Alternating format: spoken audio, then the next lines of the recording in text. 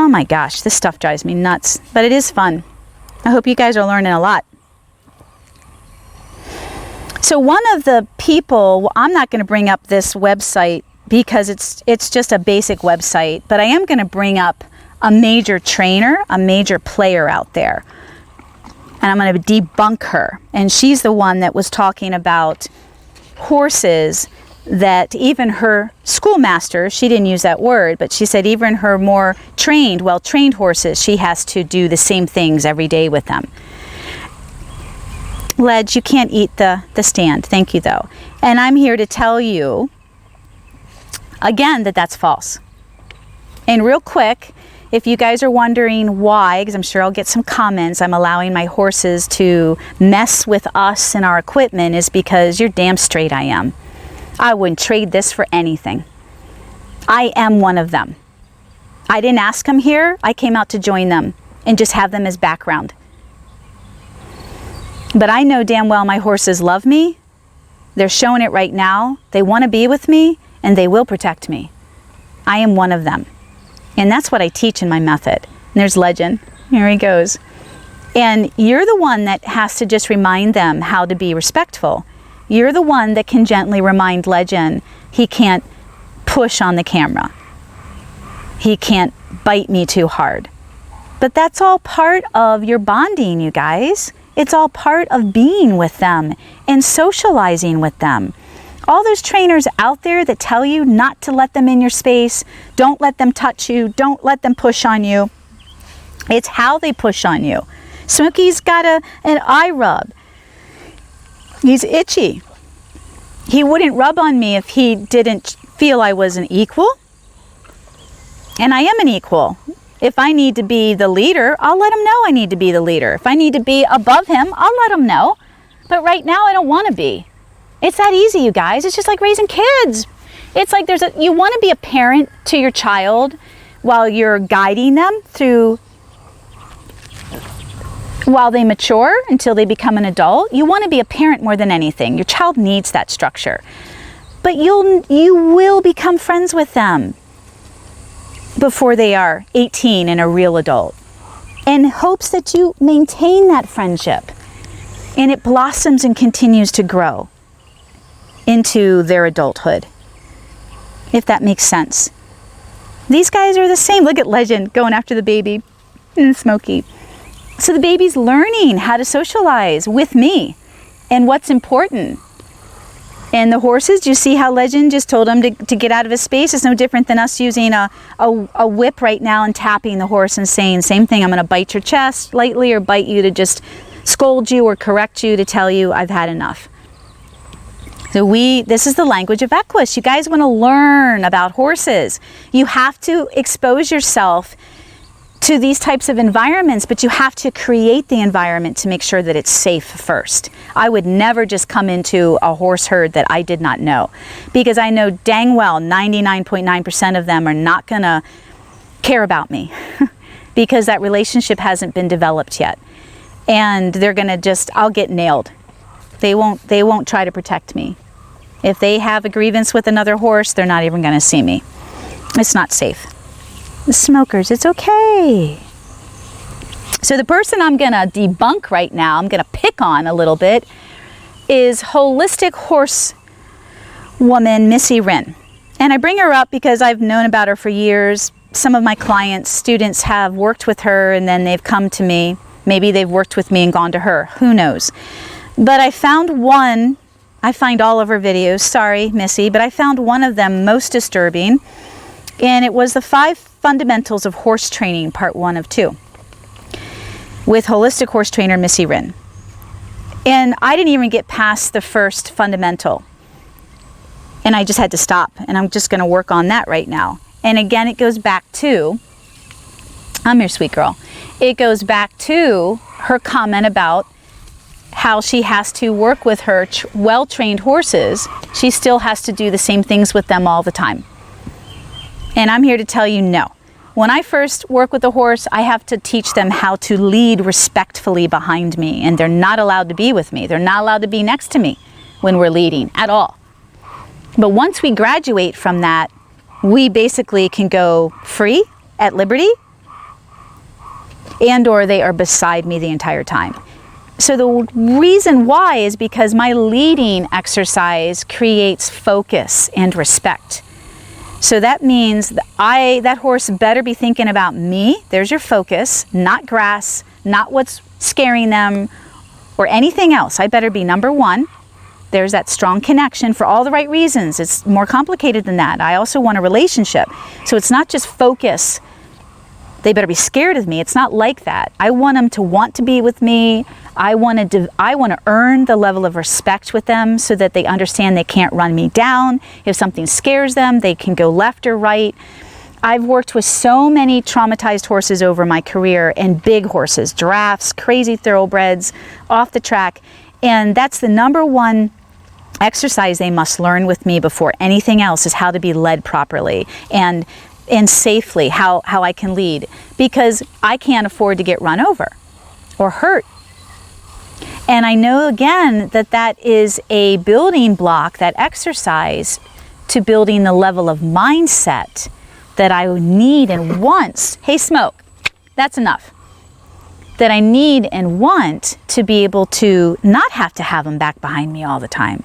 To be able to have that partnership where they're thinking about me and they're connected to me and we're reading each other's thoughts and we can walk safely. And if my horse is not sure of something, that I'm paying enough attention to read that and that they know that I care, so we stop and have that conversation. That's part of my method. So the baby's slowly working his way up. Oh, and her ears are going to pin, but you can't go after him because I'm right here. I'm in charge right now. So I just shifted that. I've let them be in charge of the baby. Now I'm in charge. So the baby needs to be a part of this. Isn't this sweet? So I'm not here to pick. I guess I am picking on Missy. Here comes Love Bug. Hi, Love. Part of our Trinity. No longer Trinity Plus, I call it. Trinity 5. Just so much of her work, I'm picking on her for the lack of a better word, because so much of her work, she tries to oversimplify things and make things too lovey-dovey, gentle. And believe me, I'm all about love. Gosh, be in my space as long as I know I can trust you. I want to kiss you, hug you, love on you, rub you, all of those wonderful things. So I'm not talking about lovey-dovey that way. It's just, there's got to be a balance, and it can shift in a nanosecond between your love and leadership. It's not all one or the other. You're not always in a domineering leadership role, and you're not always in a lovey role. It can switch in a nanosecond, and it has varying degrees of how much lovey-dovey or how much leadership you need. Like right now, my leadership is like a 5 on a scale of 1 to 10. I don't need a lot, which would be 10. And I'm not at a 1 where I'm letting them handle it. I'm at a 5 with the baby right now. If there's anything that I feel is pushing his boundaries with me, then I'll up it, and Sundance is not allowed to go after him. See, all I did was just push her nose away and back her up. And then I can let her go. There, I stepped away and let her handle that. So the thing is there's so much room for flexibility and adaptability when you are training and learning how to be around horses, just like children. It's not all regimented. You got to have some structure. That's your curriculum. Look, we need to start working on this exercise, but there could be 5 to 10 steps or building blocks of that exercise. And how did we do with that exercise? You got to measure your level of success. Today really stunk. Or 2 days ago really stunk. Yesterday was really great, and today is mediocre. So how can I get it great again? So that's where you're able to keep an eye on your level of progress by starting to measure things. Those are your basics. I'm just talking about mindset with you guys right now. I'm not talking about training techniques like Missy is. So here's the 5, fundamentals of horse training. We got to talk about all this. I could talk for hours about mindset with you guys and understanding the basic concepts and philosophy and methodology and principles of training. So we're basically talking about principles of training right now before we even get into the exercises, and nobody's teaching that. Nobody's teaching that. They're just saying, hey, do these 5 exercises, man, and you nailed it. You got the basics. No, you don't. You got to wrap your brain around the principles and what it should look like, which is what you're seeing here.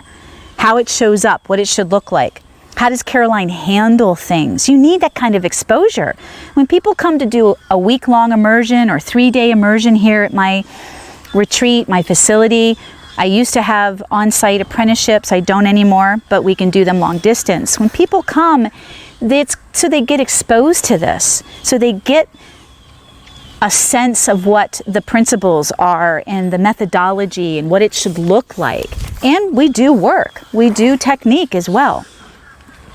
So I think that's enough for part 1 to just start wrapping your brain around the basics, which should be a lot of theory, history, principles, concepts, what it should look like. I think the last thing I'm going to add as a master and someone that is continuing to study, I want to study a master that's always better than me, obviously, both horse and person. And so when you guys are learning the basics of horsemanship and training, you can't just work with horses that don't know anything. You also have to learn from a schoolmaster, because that gives you a trained eye, a trained feel. Like, wow, this is what it should look like. This is what it should feel like. And so when you're training yourself and when you're training a horse, you always want to be training a level above. Always. And you're not going to know that if you don't school or study with a master that gives you that opportunity. So again, so much of the BS and propaganda out there is, oh, just go take that horse. I don't need to educate you on what the hell you're getting involved in. Just go grab that horse. Sure, this is easy. Go grab that baby and start yanking on him. Make him back up. When you don't even understand the mindset of babies or 15 months old. They're like kids. They all have their maturation periods and stages. And they're all going to learn according to where their maturity level is, their age. So what he learned as a 6-month-old, we might still be doing that at 15 months of age. But it's going to be different, you guys, as it should be different. I love you too.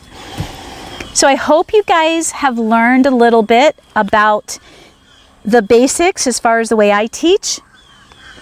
And I'm here to help you. I'm here to share with you everything I know to make it easier in the long run. One of the best things Pat Pirelli says, and he's not the only one, because he's learned from great masters, so he gets a lot of his great sayings from some of the late greats. But he always says, you know, oh gosh, now I can't think of it. Brain freeze. It's something to the effect of, you know, do the hard work now so it's easier later on. And that's also because he understands and respects foundation training, obviously. So put your hard time in, learn, take your time, enjoy it.